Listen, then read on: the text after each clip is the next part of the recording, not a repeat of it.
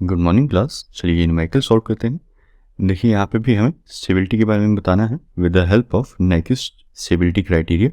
तो कैसे बताएंगे? n equal to P minus Z formula का यूज़ करेंगे। यहाँ हमें p की वैल्यू 0 है और z की फाइनली हमें वैल्यू जो है वो चाहिए। उसी से पता चलेगा हमारा सिस्टम स्टेबल है कि नहीं। और n के लिए अब हम क्या करेंगे, पूरा का पूरा नाइक्विस्ट प्लॉट ड्रॉ करेंगे। तो चलिए इस n के लिए पूरा नाइक्विस्ट प्लॉट ड्रॉ कीजिए। तो हमारा स्टेप 1 रहेगा कि हमारे ट्रांसफर फंक्शन को ब्रेक करके रियल और इमेजिनरी पार्ट में लिखें। तो कैसे ब्रेक करेंगे? पहले से फ्रीक्वेंसी डोमेन में लिखेंगे इस तरह से, रियल पार्ट पहले और positive,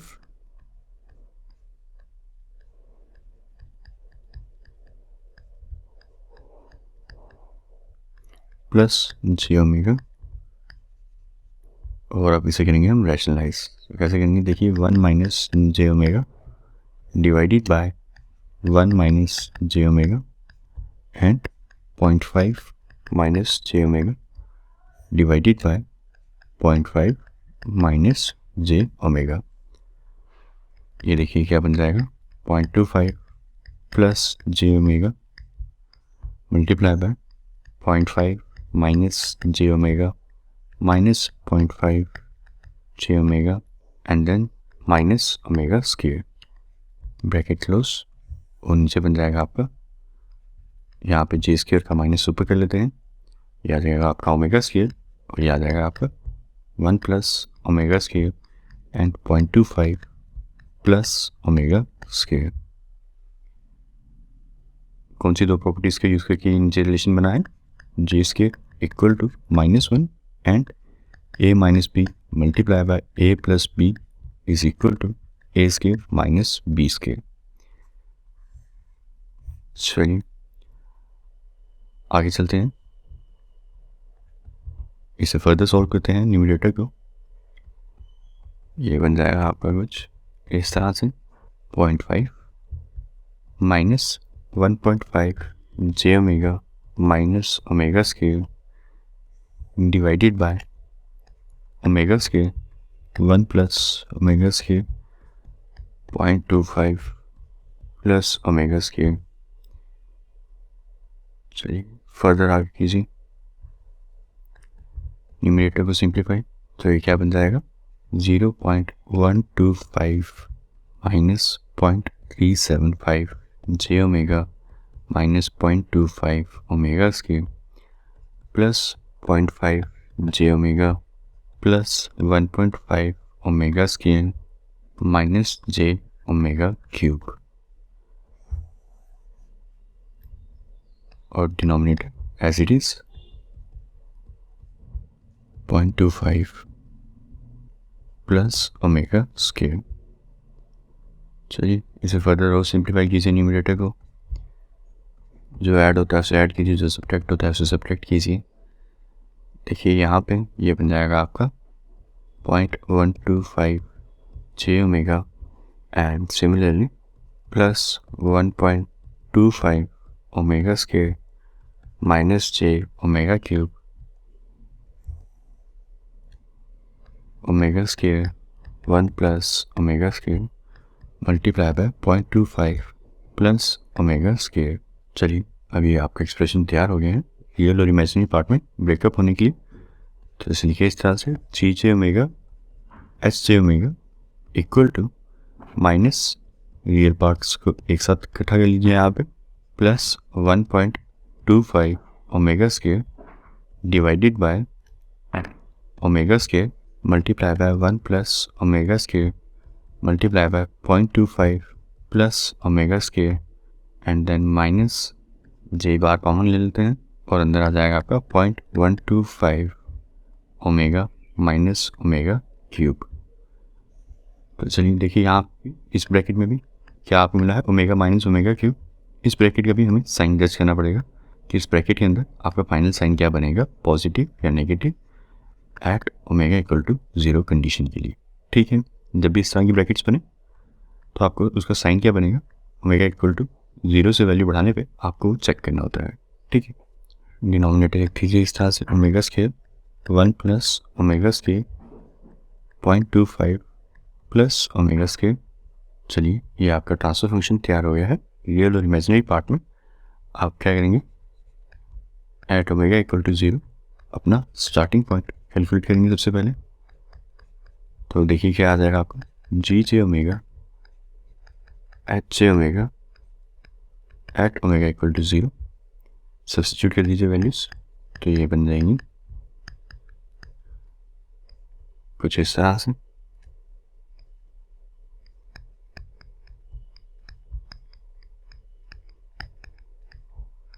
minus J 0 minus 0 divided by 0 divided by 1 plus 0 multiply by 0.25 plus 0। तो देखिए ये क्या बन जाएगा आपको, minus 0.125 divided bye 0 and minus J 0 divided by 0। देखिए यहाँ पे ब्रैकेट का साइन आपका ओमेगा की वैल्यू बढ़ाने पे पॉजिटिव ही आना था। कैसे, हमने पहले भी डिस्कस किया था। Omega tends to 0 value substitute करेंगे आप, तो ओमेगा क्यूब क्या हो जाएगा आपका, बहुत ज़्यादा छोटा, और ये टर्म आपकी इतनी छोटी नहीं होगी। तो ब्रैकेट के अंदर जिस भी टर्म का पावर कम होगी उसी टर्म का साइन कंसीडर होगा। तो यहाँ पे 0.125 का क्या है साइन, पॉजिटिव, तो ब्रैकेट का अंदर का साइन पॉजिटिव ही रहेगा जैसे आप ओमेगा टेंड्स टू 0 की वैल्यू डालेंगे। तो चलिए ये बात होगी कि ब्रैकेट का क्या साइन बनना था। अब यहाँ पे एक और चीज़ देखने वाली है, यहाँ पे हमें आंसर 0/0 मिला है इमेजिनरी पार्ट का, तो ये आंसर होता है अनडिफाइंड। तो इसे हम यहाँ यूज़ नहीं कर सकते। तो हम क्या करेंगे, हमारी एट ओमेगा इक्वल टू 0 की वैल्यू ट्रांसफर फंक्शन में एक अलग अंदाज में डालेंगे, जैसे हम इन्फिनिटी सब्स्टिट्यूट करते हैं। क्योंकि इन्फिनिटी भी हम डायरेक्टली सब्स्टिट्यूट करें तो हमें क्या आंसर मिल जाएगा, अनडिफाइंड। तो हम उसमें क्या करते हैं, कॉमन ले लेते हैं ओमेगा की पावर्स और कैंसिलेशन करते हैं न्यूमरेटर और डिनोमिनेटर में, ताकि कुछ इस तरह का सॉल्यूशन हमें ना मिले। तो यहाँ पे भी हमें अनडिफाइंड आंसर मिला है, तो यहाँ पे भी हम क्या करेंगे, ओमेगा कॉमन लेंगे, कुछ कैंसिलेशंस करेंगे ताकि हमें 0/0 का आंसर ना मिले। तो चलिए एक बार फिर से अपनी वैल्यू सब्स्टिट्यूट कीजिए अपने ट्रांसफर फंक्शन में, और देखिए आपको कैंसिलेशन के बाद इस तरह का 0/0 आंसर नहीं मिलना चाहिए। चलिए इमेजिनरी पार्ट के लिए फिर से कैलकुलेशन करते हैं। यहाँ क्या कर सकते हैं हम, ओमेगा को कॉमन ले लीजिए और माइनस ओमेगा स्क्वायर इस तरह से बन जाएगा। यहाँ पे ये ओमेगा स्क्वायर, ये ओमेगा और ये कैंसिल, ये बन जाएगा 1 plus omega square 0.25 plus omega square इस तरह से। आप देखिए कि आपको अनडिफाइंड आंसर मिलता है या नहीं, या उसके बिना आप काम बनेगा कि नहीं, और बन जाएगा। देखिए किस तरह से, अब वैल्यू सब्स्टिट्यूट कीजिए न्यूमरेटर में ओमेगा की इक्वल टू 0, ये बन जाएगा कुछ इस तरह से, यहाँ पे कीजिए, और ये बन जाएगी आपका डिनोमिनेटर कुछ इस तरह से, और ये फाइनली क्या बनेगा आपका starting point minus infinity minus J 0.125 divided bye 0 which is again infinity. यहाँ पे लिख दीजिए माइनस जे इन्फिनिटी। तो ये आ गया आपका स्टार्टिंग पॉइंट। अब सिमिलरली टर्मिनेटिंग पॉइंट भी निकाल लेते हैं। ये आ गया आपका ट्रांसफर फंक्शन। अब यहाँ से टर्मिनेटिंग पॉइंट निकालिए at omega equal to infinity. तो ओमेगा इक्वल टू इन्फिनिटी कैसे सब्स्टिट्यूट करेंगे, यहाँ पे हाईएस्ट पावर ओमेगा से न्यूमरेटर में और डिनोमिनेटर में बाहर कॉमन लीजिए, और कॉमन लेने के बाद अपनी वैल्यू सब्स्टिट्यूट कीजिए ओमेगा में इन्फिनिटी इसी तरह से सब्स्टिट्यूट करेंगे हमेशा, minus J omega cube 0.125 divided by omega square minus 1 divided by omega raise to 6 1 divided by omega square plus 1 0.25 divided by omega square plus 1। अब आप सब्स्टिट्यूट कर दीजिए। सबसे पहले एक काम करते हैं, ब्रैकेट से अंदर वैल्यू सब्स्टिट्यूट करते हैं।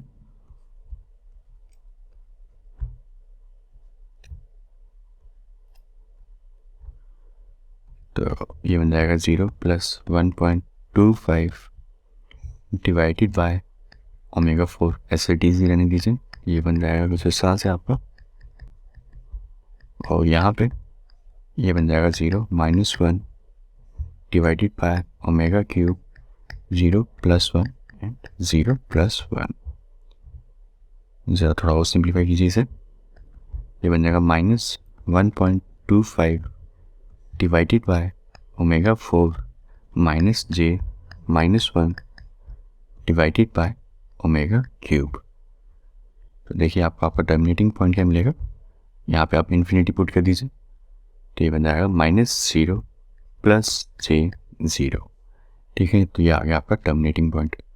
स्टार्टिंग पॉइंट कहाँ आया है आपका, -∞ -j∞, ये कौन सा हो गया आपका थर्ड क्वाड्रेंट, और स्टार्टिंग पॉइंट कहाँ आया है आपका -0 + j 0, ये कौन सा हो गया आपका टर्मिनेटिंग पॉइंट। अब हम क्या करेंगे, अब निकालेंगे हम intersections with real and imaginary axis. तो इंटरसेक्शंस किस तरह से कैलकुलेट करेंगे, पॉइंट ऑफ इंटरसेक्शन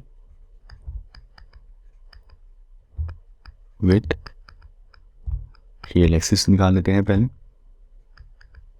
तो किस तरह से निकलता है पॉइंट ऑफ इंटरसेक्शन, सबसे पहले निकलती है frequency at which Nyquist plot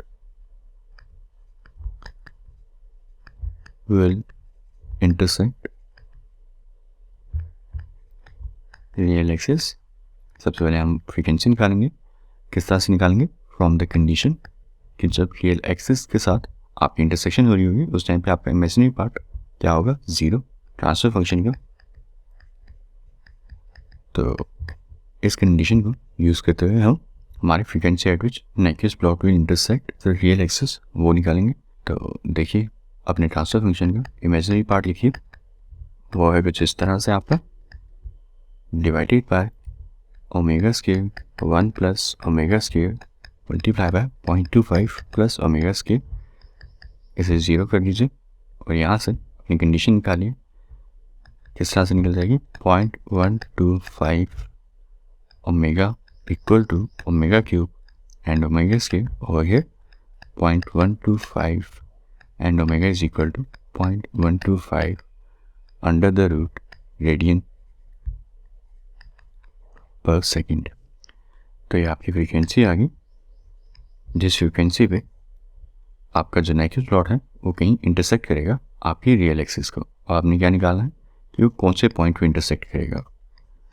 ठीक है, +3 पे करेगा, +4 पे करेगा, -2 -4 कौन से पॉइंट के ऊपर इंटरसेक्ट करेगा।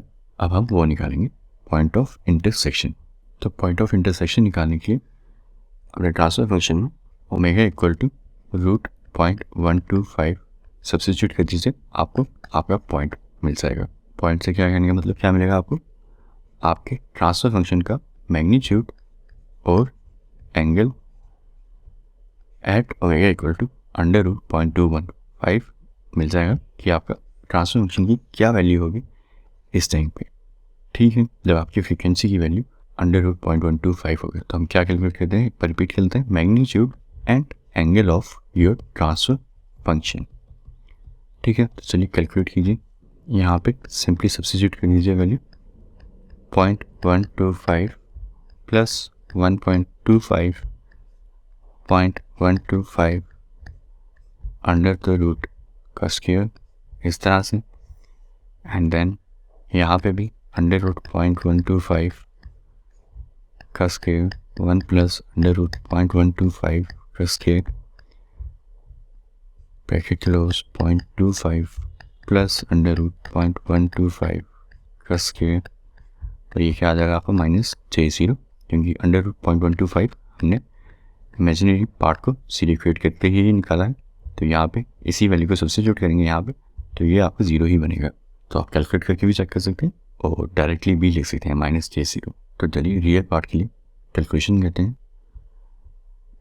ये बन जाएगा आपका 0.125 + 0.156 ब्रैकेट क्लोज, डिनोमिनेटर में आ जाएगा 0.125 मल्टीप्लाई बाय 1.125 मल्टीप्लाई बाय 0.375 और ये -j0।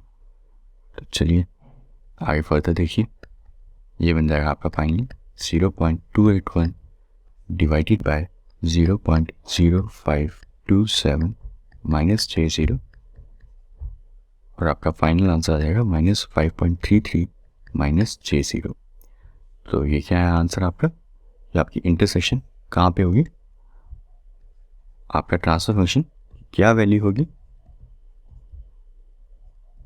Eight omega equal to, जब आप फ्रीक्वेंसी बढ़ाते बढ़ाते कितनी बढ़ा देंगे, इतनी कर देंगे फ्रीक्वेंसी, तो उस टाइम पे आपका जो ट्रांसफर फंक्शन है उसका मैग्नीट्यूड कुछ यहाँ पे होगा -5.33 करके मैग्नीट्यूड होगा आपका। ठीक है, तो चलिए अब आपको पॉइंट ऑफ इंटरसेक्शन भी मिल गया है विद रियल एक्सिस। अब point of intersection with imaginary axis भी चेक कर लेते हैं। तो चलिए अब पॉइंट ऑफ इंटरसेक्शन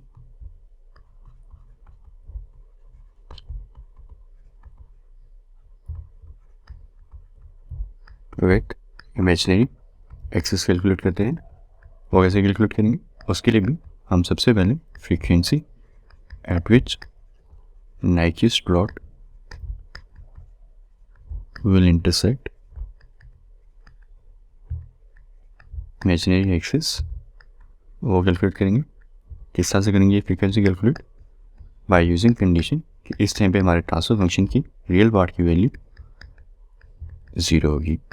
तो लिखिए यहाँ पे रियल पार्ट अपने ट्रांसफर फंक्शन का +1.25 omega square divided by omega square multiply by 1 plus omega square 0.25 plus omega square equal to 0। अब यहाँ से देखिए 0.125 is equal to -1.25 omega square, और यहाँ से आपके ओमेगा की क्या वैल्यू आ जाएगी 0.125 डिवाइडेड बाय 1.25 माइनस में रेडियंस पर सेकंड। तो यहाँ पे आपकी फ्रीक्वेंसी क्या आ गई है इमेजिनरी। तो हमने पहले भी डिस्कस किया था इमेजिनरी और नेगेटिव फ्रीक्वेंसी का कोई मतलब नहीं होता। Imaginary and negative frequency has no sense. इसका मतलब आपकी इमेजिनरी एक्सिस पे किसी तरह की कोई इंटरसेक्शन नहीं है। तो चलिए देखिए आपको आपके 4 पॉइंट्स मिल गए हैं। स्टार्टिंग पॉइंट क्या मिला था आपको -∞ -J∞। सिमिलरली आपको आपका टर्मिनेटिंग पॉइंट भी मिल चुका है कि आपका सेक्शन C1 के लिए आपका नाइक्विस्ट प्लॉट टर्मिनेट कहाँ होगा -0 प्लस J0 पे, और आपको इंटरमीडिएट इंटरसेक्शन भी मिल चुकी है विद रियल एक्सिस। वो कौन से पॉइंट पे मिली थी -5.33, और इंटरसेक्शन विद इमेजिनरी एक्सिस कोई इंटरसेक्शन नहीं है। तो अब एक काम करते हैं, इन 4 पॉइंट्स की हेल्प से हमारा Nyquist plot for section C1 draw करते हैं। किस तरह से बन जाएगा, ये आ गया आपका स्टार्टिंग पॉइंट, ये आ गया आपका टर्मिनेटिंग पॉइंट, ये मान लीजिए आ गया आपका -5.33 आपका पॉइंट ऑफ इंटरसेक्शन। तो आपका नाइक्विस्ट प्लॉट कुछ इस तरह से बन जाएगा। ओमेगा की 0 वैल्यू से जैसे जैसे आप उसकी वैल्यू बढ़ाते चलेंगे टू इन्फिनिटी, आपका नाइक्विस्ट प्लॉट कुछ इस तरह से मूव करेगा। ठीक है, तो ये हो गया आपका Nyquist plot for section C1 of your Nyquist contour. तो चलिए अब फॉर C2 और C3 और इस बार C4 भी आएगा, इन तीनों सेक्शंस के लिए नाइक्विस्ट कंटूर के हमारा नाइक्विस्ट प्लॉट बनाते हैं। फॉर C2 सिंपली डॉट आएगा। तो इस बार मैं कैलकुलेशन करके नहीं दिखा रहा, ये आप एज अ होमवर्क समझ लीजिए। मैं यहाँ पे सिंपली लिख रहा हूँ एक स्टेटमेंट, आप अपने कॉलेज के टीचर से पूछ सकते हैं if he is satisfied with the statement, क्योंकि एज अ फैक्ट ही है स्टेटमेंट। इस स्टेटमेंट में कोई एम्बिग्यूटी नहीं है। तो देखिए क्या है, Nyquist plot for section C2 of Nyquist contour will be a dot on origin because degree of denominator is greater than degree of numerator of given open loop transfer function। तो आप चाहें तो यहाँ पे C2 के लिए Nyquist contour के C2 section के लिए कैलकुलेशन भी कर सकते हैं, तो अभी आपको ओरिजिन पे डॉट ही मिलेगा आंसर, और आप सिंपली स्टेटमेंट भी लिख सकते हैं, ये स्टेटमेंट एक फैक्ट ही है। तो आप अपने कॉलेज टीचर से पूछ लीजिएगा वो किससे सेटिस्फाइड है, कैलकुलेशन से या इस स्टेटमेंट से। तो जैसे भी वो कहें उस हिसाब से आप अपना एग्जाम में सॉल्यूशन बना दीजिएगा। तो चलिए सिमिलरली फॉर C3, यहाँ पे तो स्टेटमेंट ही रहती है, यहाँ पे स्टेटमेंट लिख दीजिए, Nyquist plot for section C3 will be a mirror image to the Nyquist plot sketched for section C1। तो चलिए अब नेक्स्ट कैलकुलेशन हमारे फॉर C4 करते हैं, जहाँ पे आपको एक बड़ा सा सर्कल मिलता है। ठीक है, तो देखिए इसकी कैलकुलेशन कैसे करेंगे। देखिए put S equal to epsilon BJ theta, इस तरह से लिखिए, that way epsilon tends to 0 and theta changes from -90 degree to 0 degree to +90 degree. ये थीटा की चेंजेस आपको याद रहनी चाहिए। और यहाँ पे अपने GS HS में ये वैल्यू सब्स्टिट्यूट कर दीजिए। तो देखिए आपका क्या आंसर मिलता है।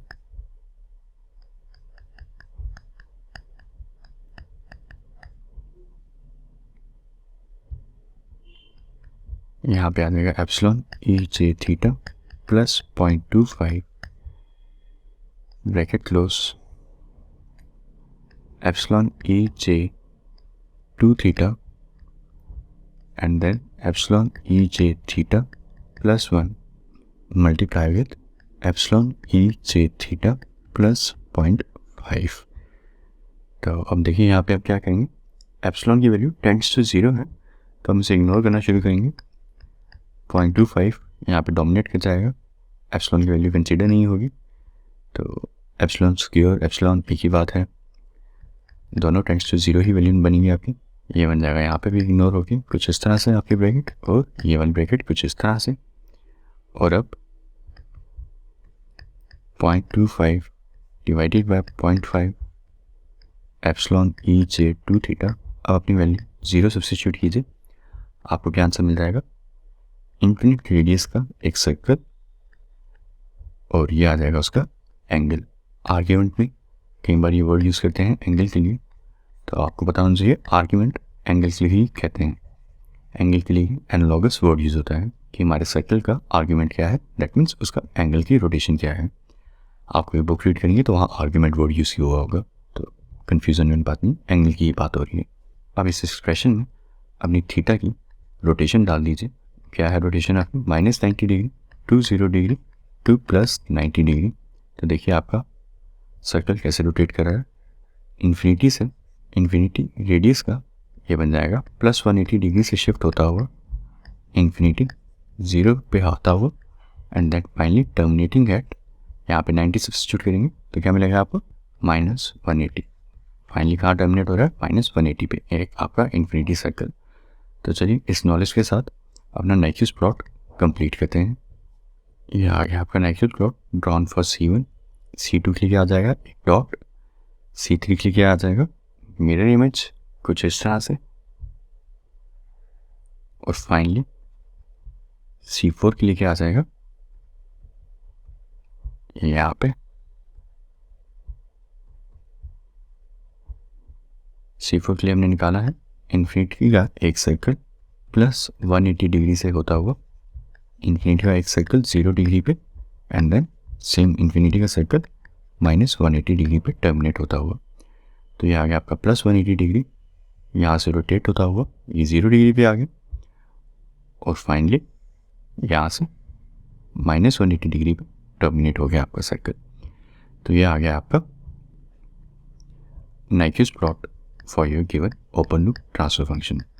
अब हम क्या कैलकुलेट करेंगे, इस नाइक्विस्ट प्लॉट की हेल्प से हम हमारे n की वैल्यू कैलकुलेट करेंगे और वो n equal to p minus Z में सब्स्टिट्यूट करके हमारे z की वैल्यू कैलकुलेट करेंगे। ठीक है, तो यहाँ पे n की वैल्यू कैलकुलेट कीजिए।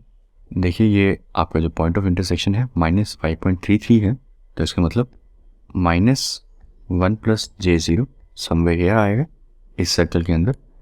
तो -1 प्लस J0 की आप इंसर्कलमेंट्स काउंट करेंगे तो आपको वो मिल जाएंगी 2 इंसर्कलमेंट, क्लॉकवाइज डायरेक्शन में है दोनों की दोनों, तो आपका क्या आंसर बन जाएगा n इक्वल टू -2। तो चलिए n equal to p minus Z में से सब्स्टिट्यूट कीजिए। यहाँ पे आपका नाइक्विस्ट प्लॉट से n की वैल्यू आ गई है n इक्वल टू -2। यहाँ पे से सब्स्टिट्यूट कीजिए n equal to -2, p is equal to 0 and then therefore your z is equal to 2. That means your system is unstable as you have two closed loop transfer function poles lying on the right hand side of the S plane. तो आपका system क्या हो गया, unstable.